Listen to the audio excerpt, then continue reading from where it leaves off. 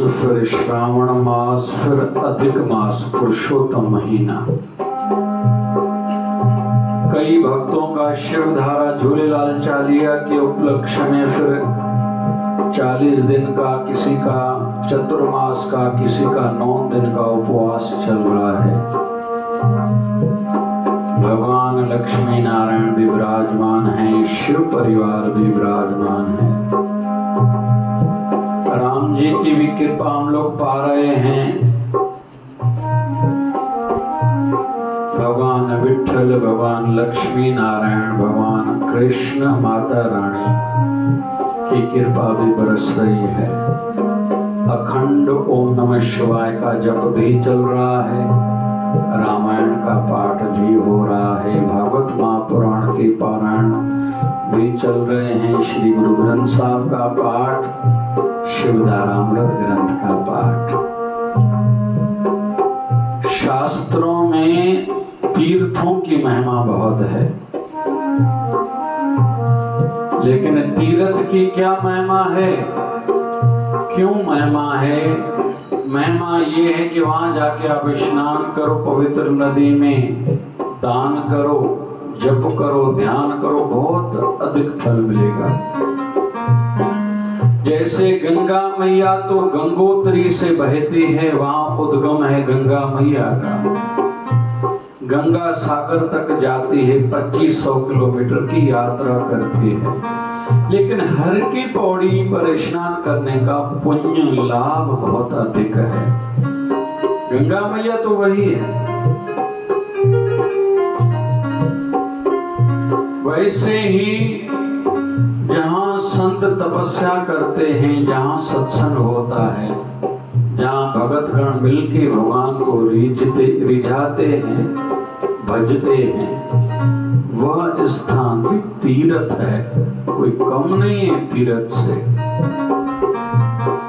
तो हम लोग पूरे शिवधारा आश्रम में बैठे हैं, जहाँ 3 टाइम सत्संग होता है, कीर्तन होता है, शिवधारामृत पाठ होता है, कथाएं होती हैं।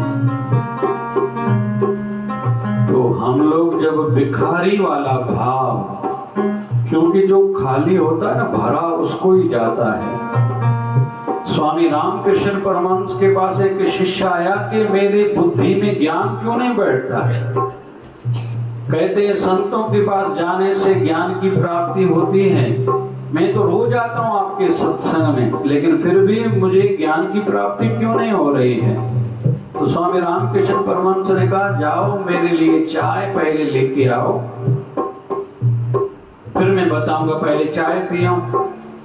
और चाय पूरा कप भर के लाना, सासर नीचे प्लेट भी हो, और चैनक भी लेके आना। मुझे 2 कप हो सकता है पीनी पड़े, थकान बहुत है। वो शिष्य गया, चाय तैयार करके लाया, नीचे कप भरा हुआ था, सामने रखा, प्लेट भी थी।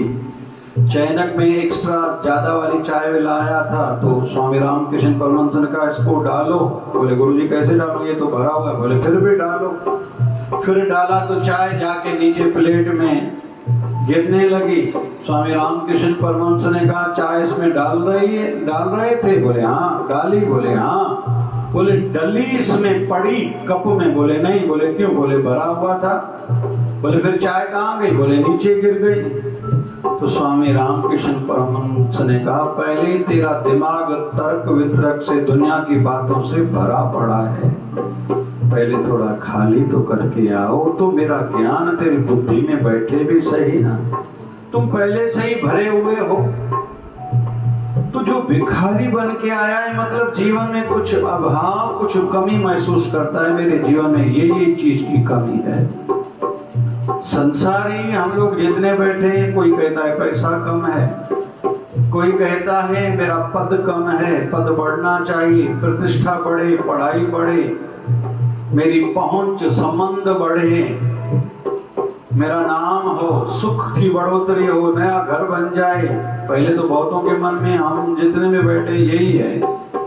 फिर कुछ रसिक बैठे होंगे जो हरि का दर्शन चाहते होंगे, जिनके मन में भाव होगा कि मेरे गुरुदेव मुझ पर राजी हो जाएं। उनकी कृपा केवल चाहिए, मतलब उसको भी चाहिए तो सही, लेकिन वो प्राप्त कर पाएगा जो भिखारी वाला भाव, जिनके जीवन में अभाव महसूस होता होगा। मेरे जीवन में मेरे मन पर उतना रंग नहीं लगा जितना मैंने संग करा है, क्योंकि संगत से ही रंगत आती है जीवन में। तो जिनके मन में ये भाव है वो भी भिखारी है, क्योंकि अभाव वाला ही पुकारता है। कमी जिसको लगती है, मुझे मेरे जीवन में ये कम है, ये कम है, वही पुकारता है। इसलिए मेरा निवेदन है हम सब भाव से गाएं। क्या? ईश्वर ने तेरे द्वारे आया हूं मैं भिखारी, आया हूं मैं भिखारी। ईश्वर ने तेरे द्वारे आया हूं मैं भिखारी, आया हूं मैं भिखारी। सारे जगत के दाता तुम हो बड़े उदारी, तुम हो बड़े उदारी। सारे जगत के दाता तुम हो बड़े उदारी, तुम हो बड़े उदारी। सुमति का दान दीजिए, सुमति को काट दीजिए, सुमति का दान दीजिए, सुमति को काट दीजिए। भाव भक्ति दीजिए, ऐसी दया कीजिए। भाव भक्ति दीजिए, ऐसी दया कीजिए। संशय का भ्रम मिटाओ,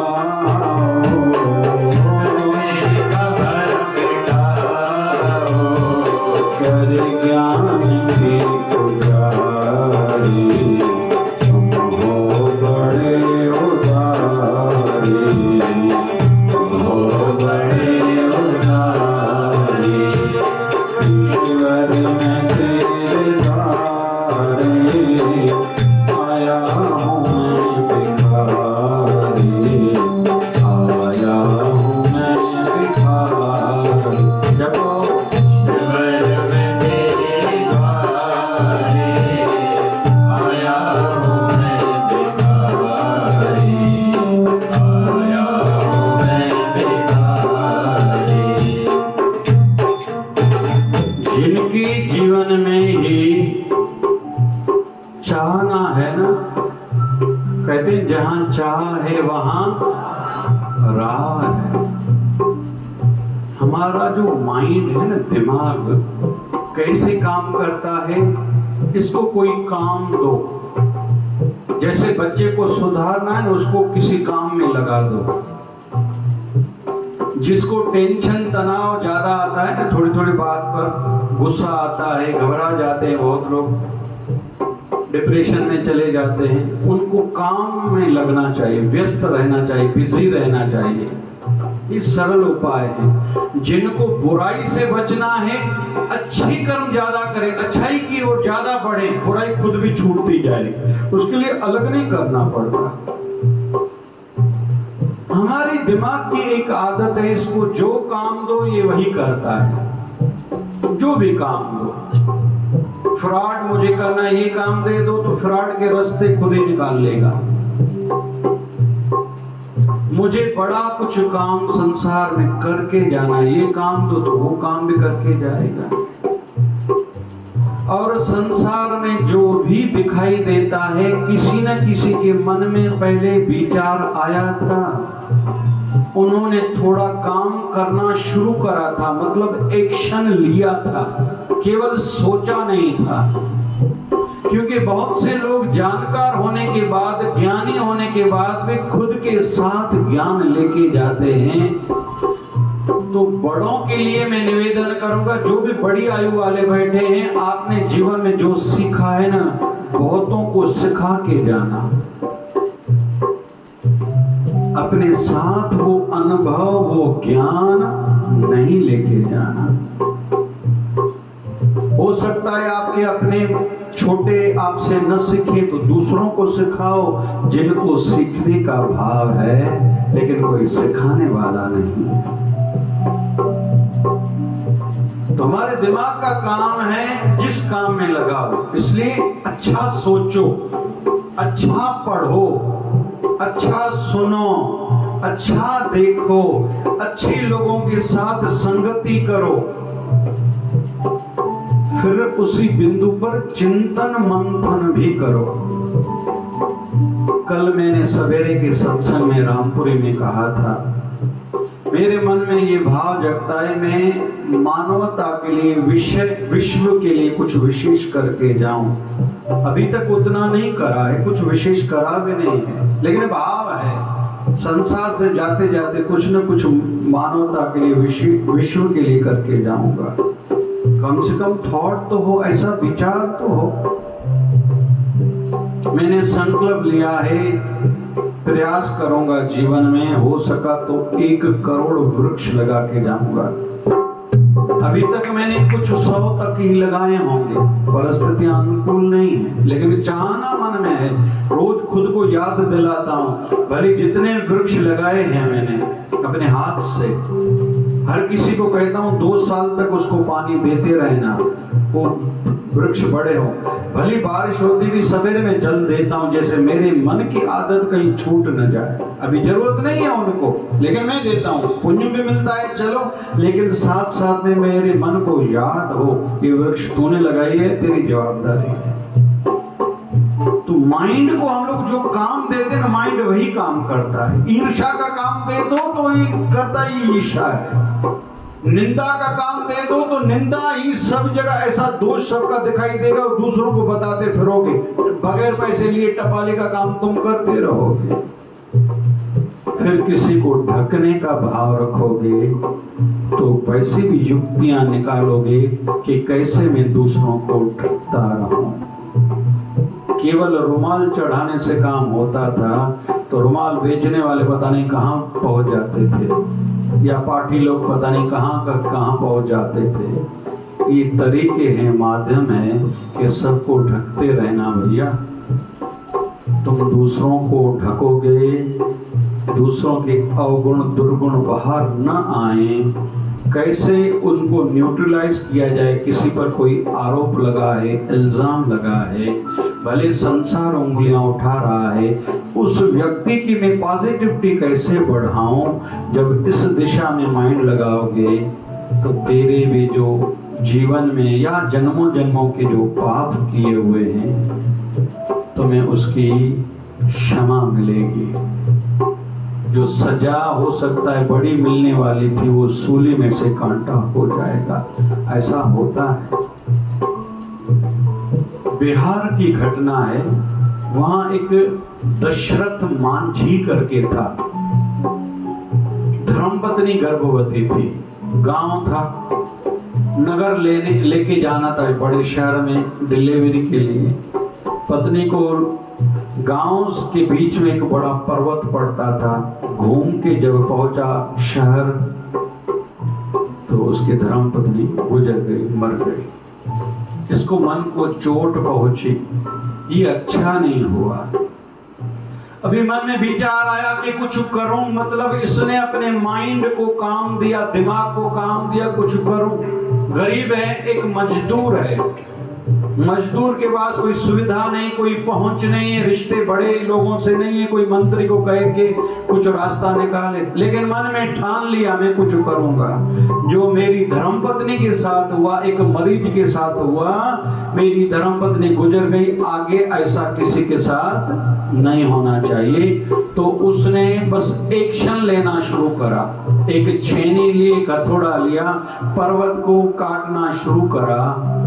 22 साल लगे उसको। और 30-35 किलोमीटर जो उस पर्वत के कारण नगर तक पहुंचने में देरी लगती थी, उसने चीर डाला उस पत्थर के पहाड़ को, बड़े पर्वत को, बीच से रास्ता बनाया कि आगे किसी को भी नगर पहुंचने में, हॉस्पिटल पहुंचने में देरी ना हो और ना किसी की मौत हो। और वो इस काम में कामयाब हुआ। फिर भारत सरकार ने उनको सम्मानित किया था और जहां तक मुझे पता है उस पर एक फिल्म भी बनाई गई। माइंड को काम दो।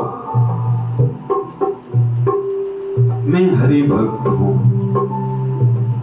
मुझे बुरा नहीं बोलना चाहिए, बुरा नहीं सोचना चाहिए, बुरा नहीं देखना चाहिए। मैं गुरु वाला हूं,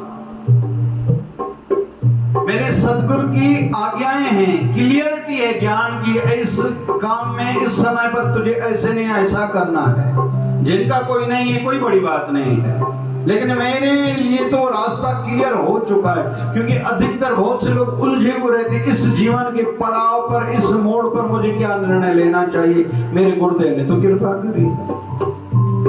अच्छा लगता है जब मैं गायत्री परिवार शांति कुंज में जाता हूं, हरिद्वार में।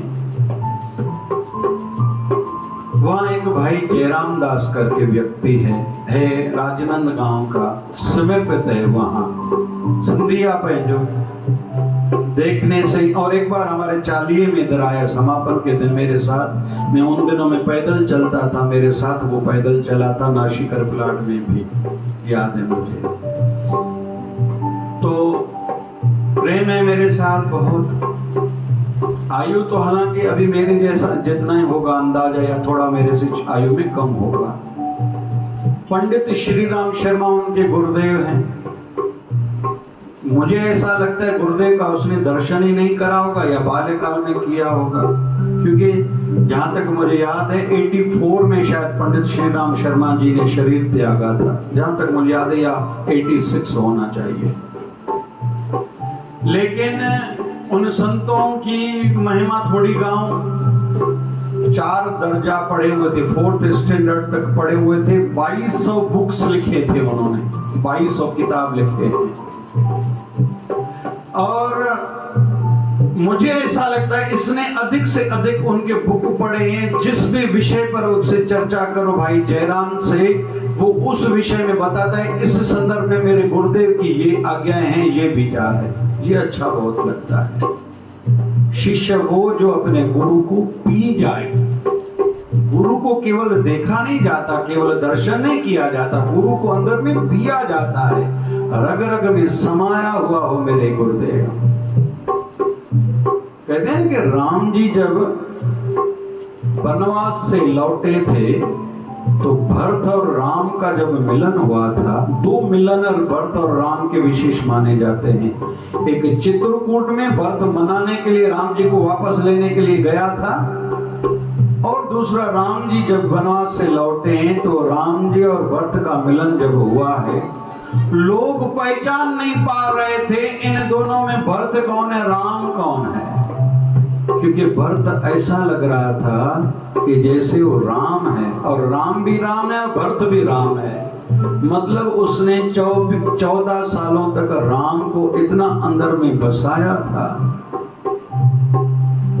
कि राम जी और भरत में कोई फर्क नहीं दिखाई दे रहा था, अंतर नहीं दिखाई दे रहा था। इसलिए तो हनुमान जी महाराज को राम जी ने कहा, तुम मम प्रिय भरत सम भाई, दुनिया में सबसे ज्यादा मुझे कोई प्यारा है। राम जी कहते वो है भरत, मेरा जो भाई है, तुम उस जितने मुझे प्यारे हो, तुम मम प्रिय भरत सम भाई।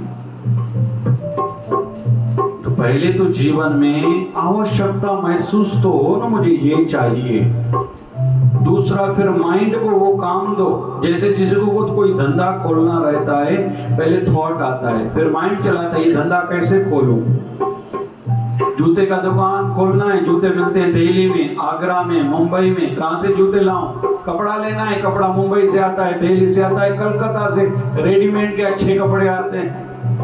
माइंड फिर दूसरों से प्रश्न पूछता है, और कहां सस्ते मिलेंगे, बोले अहमदाबाद में, बोले अहमदाबाद में तो सूट मिलते हैं, साड़ी मिलती है। और एक दृष्टि से कहें कि संसार में सब ज्ञान बिखरा पड़ा है, बस कोई समझने वाला हो। अंतिम बात, गोस्वामी तुलसीदास जी महाराज ने एक बात लिखी है, हर पर्वत में हीरा मोती जवाहरत उपस्थित हैं, दबे हुए हैं हर पर्वत में, लेकिन जानकार व्यक्ति ही वहीं जाके खुदाई करता है और प्राप्त कर लेता है। वैसे ही शास्त्रों में, दुनिया में ज्ञान भरा पड़ा है, लेकिन मेरे काम का ज्ञान कहाँ है? कैसे जीवन में अपनाऊं, कैसे उससे फायदा प्राप्त करूं, लाभ प्राप्त करूं, ये गुरुदेव एक दृष्टि देते हैं। तो पहले चाहना हो मन में, फिर माइंड को काम दो, फिर जो चाहना है एक्शन में लग जाओ। आज 5 मिनट ही सिमरन करो, पहले दिन तुम 2 घंटे सिमरन नहीं कर पाओगे, 5 मिनट मतलब 5 मिनट, फिर कल 6 मिनट करनी है, परसों 7 मिनट जप करना है, ऐसे धीरे धीरे बढ़ो। और अंतिम बात, स्टूडेंट्स पूछने आते हैं परीक्षा के लिए, आप मुझे सिखाओ मैं कैसे आगे बढ़ूं। तो उनके लिए एक मुख्य बात रहती है कि पिछले साल का रिकॉर्ड आपको तोड़ना है, कम से कम 1 मार्क ज्यादा लेना, ऐसे हर साल बढ़ते जाना। वैसे ही आध्यात्मिकता में भी मैंने कल जप कितना करा था, 1 मिनट ही सही, कल से ज्यादा जप करूंगा, कल से ज्यादा सेवा करूंगा। जो 5 साल पहले मैं सेवा करता था क्या आज करता हूँ? पहले जितने उपवास रखता था क्या अभी रखता हूँ? पहले जितना दान करता था क्या अभी मैं करता हूँ? पहले जैसे मुस्कुरा के लोगों से बात करता था क्या अभी मैं करता हूँ? नहीं करता हूँ तो चलो आज से शुरू करो, एक्शन लेना शुरू करो, माइंड को काम दो। आज के बाद मुझे गुस्सा नहीं करना, मुंह नहीं फुलाना, घणन जे चेहरे ते बारे महीना 12 वगा पिया हूंदा नहीं, अॼु को पोइ न भाई खिली करे सवली सां ॻाल्हाईंदासीं। तो जिसके जीवन में जब अभाव महसूस होता है और फिर वो एक्शन में लग जाता है, इस अभाव को दूर करना है, फिर वो मार्ग ढूंढता ढूंढता ढूंढता एक दिन वो प्राप्त कर ही लेता है। बाबा शिवजन साईं कृपा करें हमारे मन में भी प्रभु प्राप्ति एक आवश्यकता सी बन जाए, जीवन का मुख्य ध्येय यही बने, मैं अच्छा बनूं, अपने इष्ट देव अपने गुरुदेव को अच्छा लगूं, उनकी मुझ पर विशेष कृपा हो। जब आंखें बंद करूं तो उनका अंदर में भी दर्शन हो। ये ध्येय बनाएंगे तो हम आध्यात्मिकता में उन्नति एक न एक दिन जरूर कर पाएंगे। बोल बाबा शिवजन साहिब की जय। दुल्हा दरिया शाम जी मेरी पार लगाए, दरिया शाम जी मेरी पार लगाया, मैंने लोगन मांग दूला, मैंने लोगन मांग दूला, कान जगाए जायो, मैंने लोगन मांग दूला,